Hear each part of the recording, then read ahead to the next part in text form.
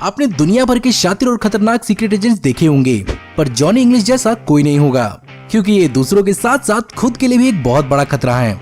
Rowan Atkinson की comedy और जानदार परफॉर्मेंस के दम पर ही जॉनी इंग्लिश मूवी सीरीज दुनिया भर में पॉपुलर है और साथ ही साथ हमारे सब्सक्राइबर्स की फेवरेट भी। यही कारण है कि पिछले कम्युनिटी पोल में आप सब ने जॉनी इंग्लिश मूवी सीरीज को सबसे ज्यादा वोट दिए और तो और हमारे कई सारे सब्सक्राइबर्स ने हमें बार बार इस वीडियो को बनाने की मांग की थी। आप सबका बहुत बहुत शुक्रिया, क्योंकि आपकी वजह से आज बहुत लोगों को जॉनी इंग्लिश के बारे में जानने को मिलेगा। तो चलिए इसी नोट पर जानते हैं 15 अमेजिंग, माइंड ब्लोइंग और awesome the Johnny English series facts, वो भी भारी भरकम स्पॉयलर्स के साथ। क्यों?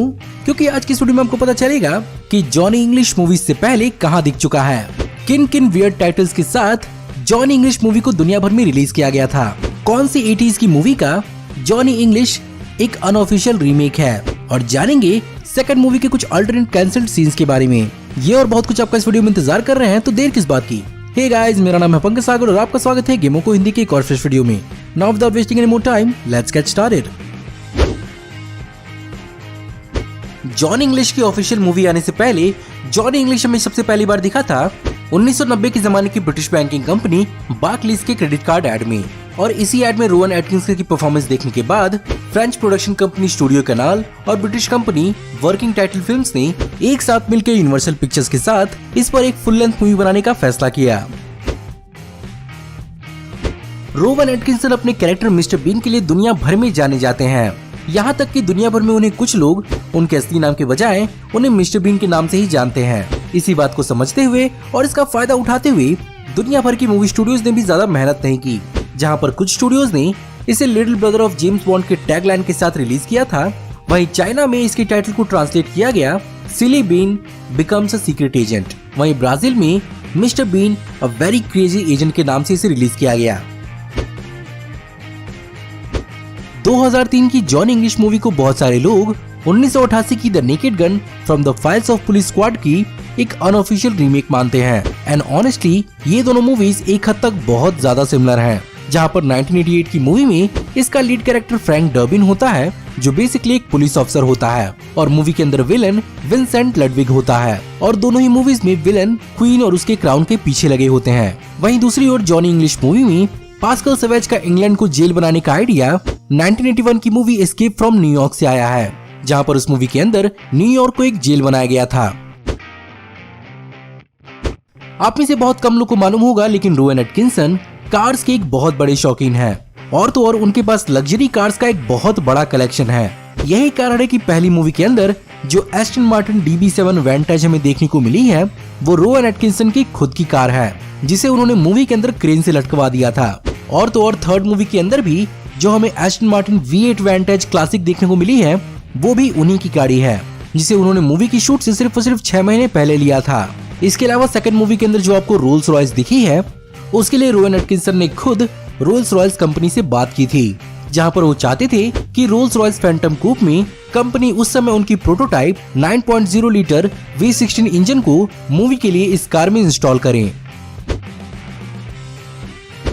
2011 की जॉनी इंग्लिश रिबॉर्न को और पहले रिलीज कर दिया जाता। अगर इसकी शूटिंग और पहले शुरू हो गई होती तो एक्चुअली मेरे कहने का मतलब ये है कि 2006 में ही जॉनी इंग्लिश रिबॉर्न को शूट करने का प्लान किया गया था, पर रोवन एटकिंसन ने मिस्टर बीन्स हॉलिडे पर काम करने का फैसला किया, जिसे 2007 में रिलीज किया गया था। And as a Rowan Atkinson fan हमें इस बात का बिल्कुल भी बुरा नहीं लगा। सेकंड मूवी का villain group Vertex real life के रोग स्पाइस पर इंस्पायर्ड था, जिसे कैम्ब्रिज 5 के नाम से जाना जाता है।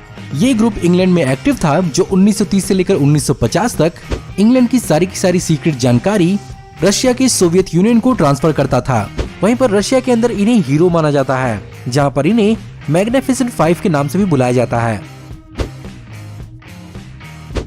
जॉनी इंग्लिश रिबॉर्न के अंदर हमें बेन मिलर का एजेंट बव और नेटली इम्ब्रुगेलिया की एजेंट लॉर्ना कैम्पबेल नहीं देखने को मिली, क्योंकि राइटर्स बेसिकली जॉनी इंग्लिश को नए पार्टनर और नए लव इंटरेस्ट के साथ दिखाना चाहते थे। वहीं पर सेकंड मूवी के अंदर ओरिजिनली बेन मिलर की एजेंट बव का भी सीन शूट किया गया था, लेकिन फाइनल मूवी के अंदर इसे काट दिया गया। जॉनी इंग्लिश की दूसरी और तीसरी मूवी में हमें फॉर्मर बॉन्ड गर्ल्स दिख चुकी हैं, जहां पर सेकंड मूवी में केट समनर का रोल फेमस इंग्लिश एक्ट्रेस रोजमंड पाइक ने प्ले किया है, जहां पर उन्होंने 2002 के डाई अनदर डे के अंदर मिरांडा फ्रॉस्ट का रोल प्ले किया था, जो बेसिकली एक डबल एजेंट होती है। वहीं पर थर्ड मूवी के अंदर ओफिलिया का रोल प्ले करने वाली ओल्गा कुरिलेंको 2006 की क्वांटम ऑफ सोलास में कमीला के रूप में दिख चुकी हैं।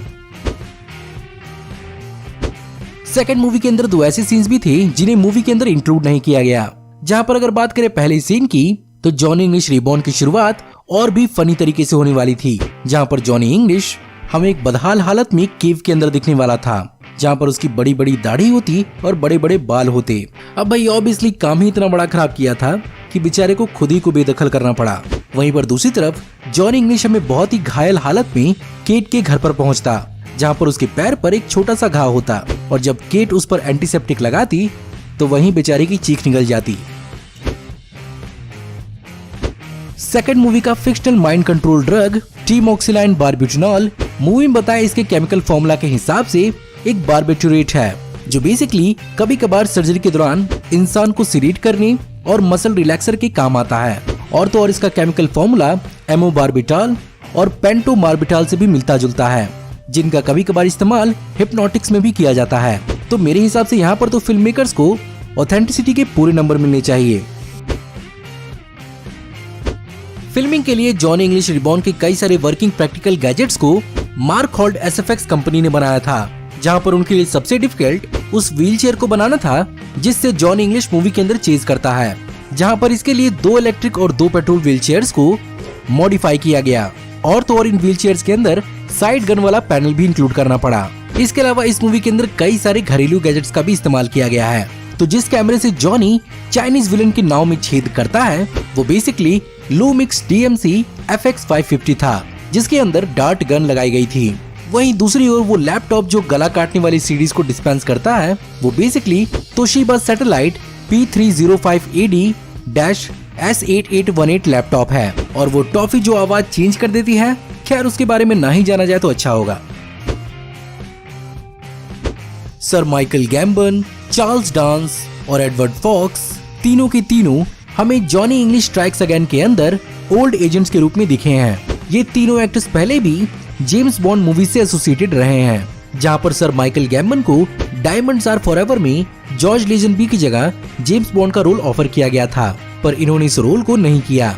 वहीं पर दूसरी ओर चार्ल्स डांस हमें 1971 के फॉर योर आइज ओनली में क्लॉज के रूप में दिखे हैं, और बेसिकली इन्हें भी जेम्स बॉन्ड का रोल ऑफर किया गया था। बाद में हमें चार्ल्स डांस गोल्डन आई के अंदर भी इयन फ्लेमिंग के रूप में दिख चुके हैं। वहीं पर एडवर्ड फॉक्स ने 1983 के नेवर से नेवर अगेन में एम का रोल प्ले किया है, जो रोवन एटकिंसन की पहली मूवी थी। जॉनी इंग्लिश में दिखाया हुआ वो साउथ ऑफ फ्रांस का टाइट कर्व तो आपको याद ही होगा, जहां पर जॉनी इंग्लिश ने लॉर्ना को इजेक्ट कर दिया था और थर्ड मूवी में उसकी गाड़ी की पेट्रोल खत्म हो गई थी। वेल इन टाइट कर्व्स का नाम कॉल डे ब्राउज है, जो फ्रांस के अंदर है, और ये लोकेशन कई बार जेम्स बॉन्ड की मूवीज में भी दिख चुका है। डेम एमा थॉम्सन, जिन्होंने थर्ड मूवी के अंदर prime minister of UK play किया है, उन्हें ये मालूम ही नहीं था कि उनका रोल मूवी के अंदर एक सपोर्टिंग रोल होने वाला है, और उनसे ये बात मूवी की रिलीज तक छुपाई गई, जिसके कारण उन्हें थिएटर्स में जाके पता चला कि उनका रोल एक सपोर्टिंग रोल है। अब चलिए बात करते हैं इस मूवी सीरीज के कुछ अचीवमेंट्स के बारे में। तो ऑनेस्टली इस मूवी को क्रिटिकली बहुत ही मिला जुला रिस्पॉन्स मिला है। यही कारण है कि सिर्फ और सिर्फ रोवन एटकिंसन की परफॉर्मेंस के दम पर ही ये फ्रेंचाइजी कॉमर्शियली बहुत ही ज्यादा सक्सेसफुल रही है, जिसके कारण पहली मूवी ने 40 मिलियन पर $160 मिलियन कमाए थे, वहीं दूसरी मूवी ने $45 मिलियन पर $160 मिलियन कमाए थे, और तीसरी मूवी सबसे फायदेमंद रही, जहां पर इसने $25 मिलियन पर लगभग उतना ही $158 मिलियन कमाए।